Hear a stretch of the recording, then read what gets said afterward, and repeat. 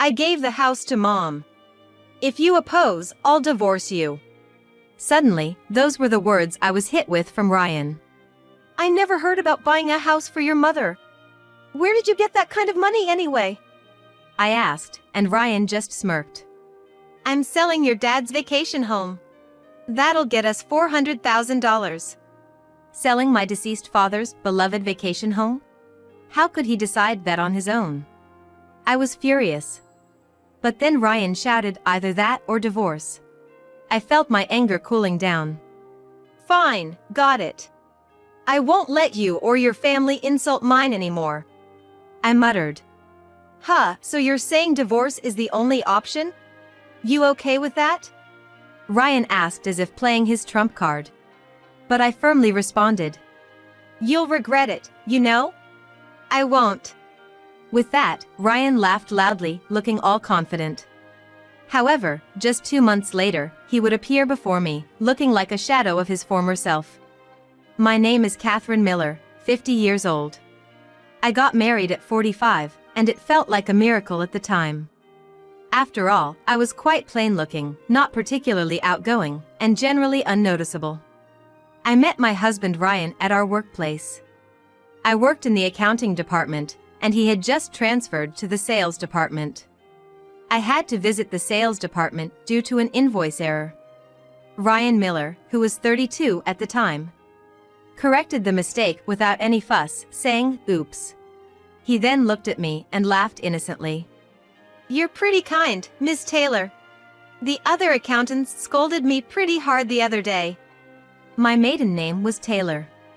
Seeing Ryan's friendly smile and his handsome face, I felt he was from a different world than mine. Yet for some reason, he became fond of me, a woman 10 years his senior, and started greeting me every time we crossed paths at the office. The first time he asked me out for drinks, I was surprised that a man would be interested in someone like me. As time passed, we got closer and started dating. Some said I was being fooled, but I was genuinely drawn to his carefree nature. About 2 years into our relationship, Ryan quit and joined a different company. When I asked why, he said, "My current boss is too strict.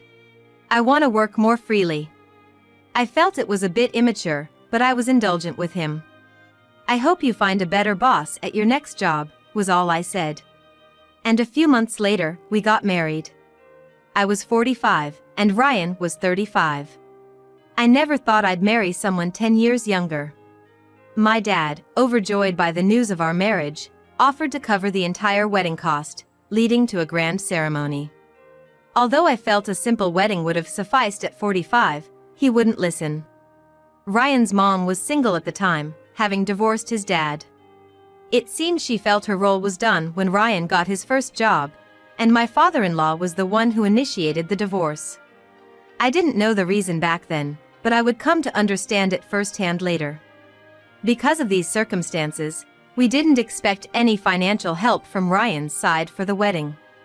Once Ryan and I started living in our apartment, his mom, perhaps feeling lonely, began visiting us frequently. It wasn't a bother, but she would always bring expensive desserts with her. Ryan, look, it's your favorite, right? I bought a bunch, so eat up. My mother-in-law opened her own gift and placed it on the table, but as expected, nothing was set in front of me. Every time she visits, she'd beeline straight to Ryan and converse only with him. It's as if I don't even exist. The rare times she does look my way, she'd make snide remarks like, "I wonder why Ryan married such an older, unattractive woman like you," or "Oh, how gloomy this room is despite the sunny weather. Must be because you're here, Catherine." And most times she stays for dinner, she'd criticize every dish I serve. What's this? Cheap-looking meat? Ryan's in his prime, you know? You should serve better quality meat. Even if she says so, I can't afford to serve premium meat every day. Every time I place a dish on the table, she'd mumble about how cheap it looks, yet she'd devour everything and leave, which baffles me. Though single and unemployed, I always wondered how she could afford such luxury. One day, I was shocked when I updated a long-neglected bank book under Ryan's name. The balance was 0. Ryan, what did you spend all this money on? I confronted Ryan, but he just stared blankly at the bank book showing a zero balance. I remember his father had painstakingly saved a considerable sum, hundreds of thousands of dollars, for Ryan before their divorce. Yet, it was all gone in a few months. I think Mom probably used it, Ryan muttered. What? Your mother? Why would she use your money without permission? I exclaimed, and he just sighed deeply. Well, maybe she's struggling for money since she's single. No way. Regardless, she spent way too much. I protested, but Ryan suddenly glared at me. Enough. Don't badmouth Mom. You really are a cold woman. With that, he locked himself in his room. I was stunned by Ryan's sudden change. Later, I found out that one of the reasons his parents divorced was due to his mother's reckless spending. After that, I directly told my mother-in-law not to use our money and started monitoring her actions. She constantly complained, calling me a miserable and spiteful daughter-in-law, but if it meant our finances wouldn't be drained, I didn't care. Ryan wasn't pleased either, but if she kept spending like water, we'd soon be bankrupt. We both work, but we still have mortgage payments for our apartment. 2 years later, a new issue arose. Ryan was having an affair. He often came home late from work and lied about working weekends. Suspicious, I hired a detective agency and discovered Ryan's affair with a younger colleague. When I confronted him, instead of apologizing, he got defensive. How dare you hire a detective? If you have that kind of money, you should have spent it on Mom. You're really the worst. That's not the point, Ryan. You had an affair. Admit it. I pressed, and he just scoffed. What if I did? I settled for a dull, unattractive woman like you. Can't blame me for straying once or twice. Once or twice. Are there others? Shut up. Keep this up, and I'm gonna divorce you. What divorce?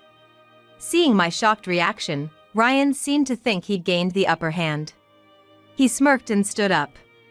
If you don't like it, then keep your mouth shut. But honestly, even if I stray, I'll always come back to you. You should be grateful. With that, he left the room. Confronting Ryan about his affair, I couldn't get even a single word of apology. Instead, he seemed to mock me, and this broke my heart, making me cry for days. But when he mentioned divorce, I couldn't stand up to him. If I divorced, I'd be alone for the rest of my life. The only person who ever wanted to marry someone like me was Ryan. With that thought, I couldn't say anything about his actions anymore. 3 years went by, and I turned 50. That year, my father was diagnosed with colon cancer. By the time they found it, it was already advanced and in its final stages. My mother and I took turns staying by his bedside, caring for him. Though weakened, my father's gentle demeanor remained unchanged, and we were able to spend some peaceful moments together. However, being the CEO of a large corporation, business associates would visit him daily to pay their respects. Every time they did, it seemed to drain him even more. Strangely, during all this, Ryan visited frequently. Even though he had never been fond of visiting my parents since we got married, his sudden change of heart surprised me. Please stay strong, sir. It'll break Catherine's heart if you don't. You need to live a long life, Ryan would say to him. I sometimes couldn't believe my ears hearing these words from Ryan. But my father seemed to be thankful for him. Thank you, Ryan, for marrying my shy daughter, Catherine. With a bright man like you by her side, I'm sure she's happy. I had to bite my tongue hearing such words. Do you think we can visit that vacation home this year? My father would ask. My father owned a vacation home in Malibu. When I was single, our family of 3 used to visit frequently. But since my marriage, I stopped going because Ryan wasn't keen on spending time with my parents there. Apparently, my parents still visited annually. Why don't I leave that house to you, Ryan? When I'm gone, can you take Catherine there every year? Tears welled up in my father's eyes as he said this, but Ryan shook his head. Please don't talk like that, sir. It's bad luck. After a brief pause, Ryan continued. I promise. If anything were to happen, I'll take good care of that property. Looking straight into Ryan's eyes, my father nodded in gratitude. But just a few weeks later, my father passed away. While my mother and I were drowning in sorrow, Ryan suddenly dropped a bombshell. I've given the house to Mom. If you oppose it, we're gonna divorce. I was in shock. I never heard anything about buying a house for your mother. Besides, where'd you get that kind of money?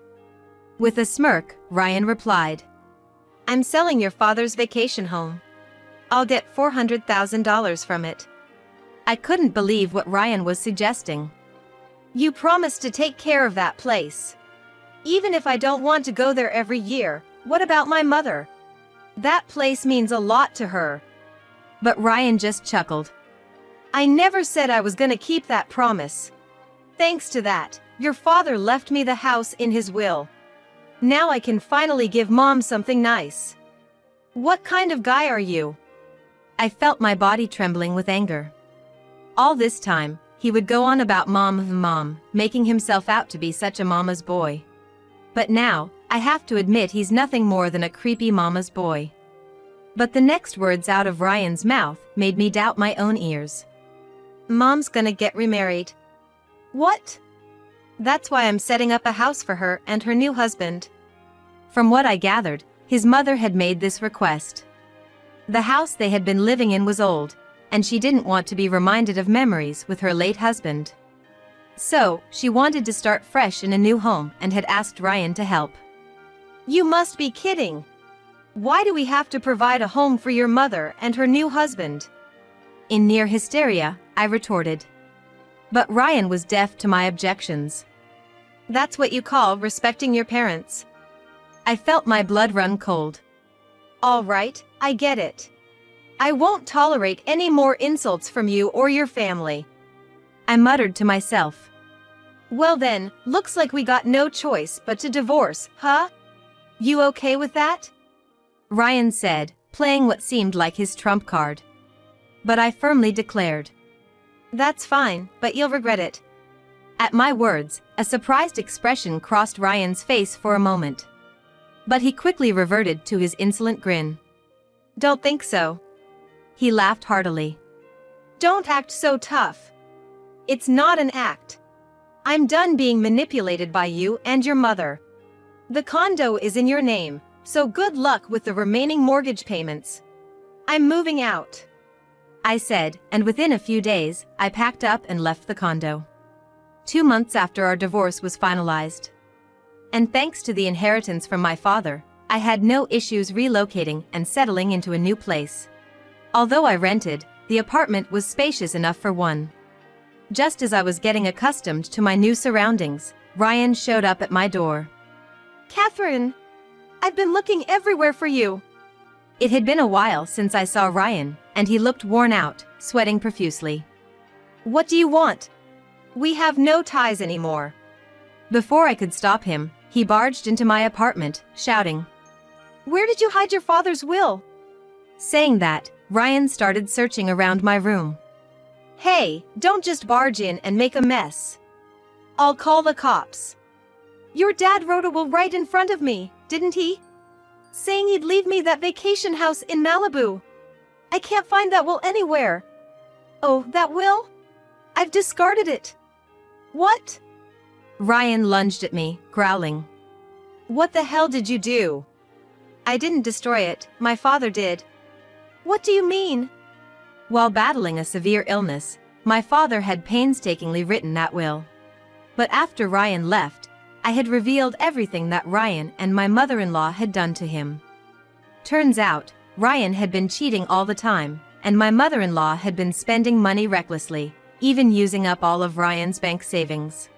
Moreover, they'd frequently been asking us for money. I didn't want to distress my father, but I just couldn't trust Ryan and decided to tell the truth. My father felt remorseful for not realizing my situation earlier, but I assured him with a smile. Dad, I'll be fine. I used to fear being alone, but I'd rather be on my own than to be constantly belittled by people like them. Besides, everyone deserves a second chance. Hearing that, my father smiled and said, "You've become strong, Catherine." Later, he drafted a proper will and stored it at the town hall. So, the property is now under my mom's name, and there's no way you can sell it. Upon hearing this, Ryan's face went pale, and he collapsed to his knees. Why? I need the money from selling that vacation house. And what's that? For the house you were gonna buy for your mother? Then earn the money yourself. And if you're going to buy a new $400,000 house while still paying off the mortgage for the condo, well, you're such a devoted son, aren't you? It's truly admirable. When I mentioned this, Ryan mumbled in a low voice. I can't even afford the mortgage for my own condo. What? I asked again, but Ryan remained silent. I had seen this coming ever since we'd decided to divorce. Perhaps because Ryan was coddled by his mother his whole life, he had a very fragile mentality. He struggled with work, often becoming overwhelmed quickly. At his job, he could only handle minor tasks, and even when his boss merely advised him to work more efficiently, he'd get sick and take time off. Consequently, he'd end up quitting every new job he took and hop from one job to another. To add insult to injury, he had a wandering eye when it came to women, truly a bad combination. You're probably taking time off from work again, aren't you? I asked. In a low voice, Ryan responded. Well, actually, I quit my job last month and haven't found a new one yet. I'm flabbergasted. Considering his current situation, it's audacious for him to think he could buy a new house for his mother and manage the mortgage after divorcing me. In reality, when we lived together, I had been covering almost all of our living expenses, from the mortgage to everyday costs. Come on, Catherine, can't you come back to me? You must be lonely in this place all by yourself, right? Let's face it, you don't have friends, and no guy would ever be interested in you in the future. Let's stop this charade and start over. That's a joke, right? I shouted, pushing the approaching Ryan away. You think I'm lonely just because I'm alone? Don't make assumptions about me. I'm not going back to that life with you and your mother. Just thinking about it makes my skin crawl. Catherine, I'm sorry to burst your bubble, but I've never felt more free and happy in my life. I can go wherever I want, whenever I want, and do what I love. No one to belittle or mock me. You're nothing more than a pest to me. Get out. But Catherine, if you abandon me, Even as he tried to cling to me, I gave him a cold stare. You were always good at fooling women. Remember your mistress? Why don't you ask her for help? Oh, that woman? She left me when she realized I had no money. She's really something, huh? Who's the real problem here? I bet you approached me for my money in the first place, right? I remember when we were at the same company, you were always so curious about my family's background. I remember when I first met Ryan. Every time we met at the company, he would skillfully ask about my family. Now, looking back, I realize how odd it was, but back then, I was so smitten that I didn't notice. I truly feel I was such a fool.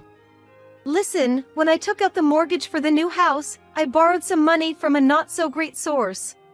I planned to repay it immediately, so I didn't care much about the interest. But now, if I can't pay it back, the debt collectors are on me every day. And because of that, I'm getting complaints from other condo residents. You really are an idiot. I was just astounded at how Ryan kept making things worse for himself. But I had no sympathy for him. By the way, how about your mom's new husband? He could pay for the new house, right? It's their home to live in after her remarriage, so it should be an issue to be settled between his mom and her new husband. But Ryan said, actually, he's not working either. Plus, my mom, wanting to feel young since her new husband is 20 years younger, went for plastic surgery. Plastic surgery? She was planning to pay for the surgery with the money from selling our vacation home.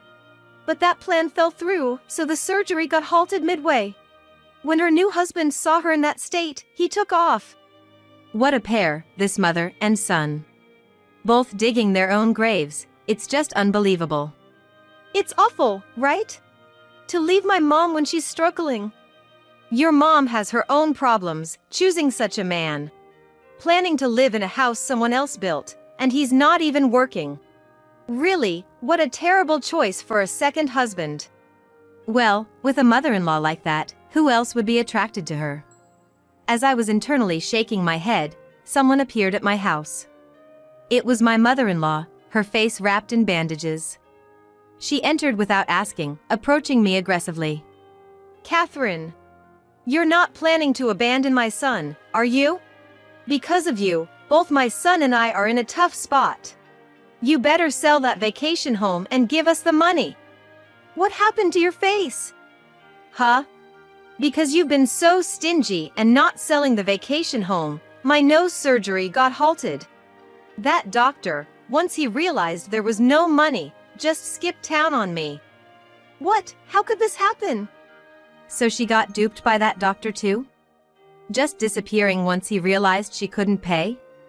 I want to get my face fixed by another doctor, but I have no money and don't know what to do. Hey, Catherine. It's your responsibility to help us out. You inherited a good amount of money, didn't you? Hand it over to us. Faced with such an outrageous demand, I was in shock. Enough of this. Are you trying to extort me? If you keep this up, I'll call the police on you for trespassing and threats. My raised voice startled my bandaged mother-in-law, making her flinch. How dare you yell at an elderly woman in her frail state? You're such a disgraceful daughter-in-law. I couldn't believe she still thought of my place as hers. Listen. I have no intention of ever dealing with money grubbers like you. You and your failed excuse of a son there have no choice but to live with the massive debt you've accumulated. If you think someone else is gonna clean up the mess you've made, you're sorely mistaken. And by the way, as I spoke, she looked at me fearfully. What is it? I have proof of Ryan cheating on me. During our marriage, I was the one who suffered mentally. I haven't forgiven him for that. I'm gonna sue both of you and take you for all you're worth, so be prepared. Hearing this, both of their faces turned pale. I pointed to the door, addressing both of them. If you get it, then stay away from me for good. If you try to approach me again, I'll call the police. With that, both Ryan and my mother-in-law, scared out of their wits, hurriedly left through the front door. I later found out that Ryan and his mother had to give up their new home. Despite that, they're still being hounded by debt collectors since they borrowed money from shady lenders. Ryan couldn't hold down the next job he found and is now working part-time to make ends meet. With his income, he couldn't pay off the condo's mortgage, so he had to give it up. Now, the two of them live together in a rundown apartment, exposed to the elements. My mother-in-law still hasn't found a doctor to fix her nose and keeps complaining about how cold air makes her nose hurt. This was all information given to me by the attorney I hired. So, even if you seek compensation now, I don't think you'll get anything back. That's okay. Just make the claim. I just want to push them to their limits mentally. I said with a smile as I asked my attorney. Later on, I became a certified financial planner and started my own practice.